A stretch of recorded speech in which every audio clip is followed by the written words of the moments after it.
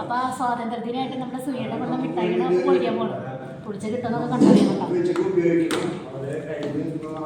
ആ പൊളിച്ചിട്ടൊക്കെ കിട്ടുന്നത് ഇല്ലാത്ത സാധനമില്ലേ.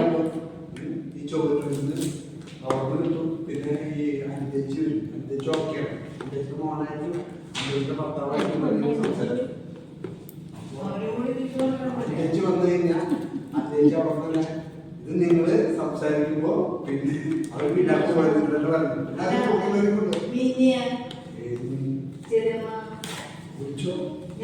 കുഴപ്പമില്ല ഗൈസ്, കുറച്ച് ബുദ്ധിമുട്ടാണ്.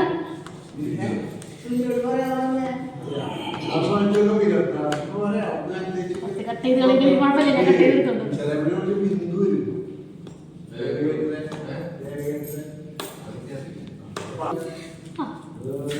അടിപൊളി അടിപൊളിയായിട്ടൊക്കെ കിട്ടുന്നില്ല, കുറച്ച് വാങ്ങിയിടും.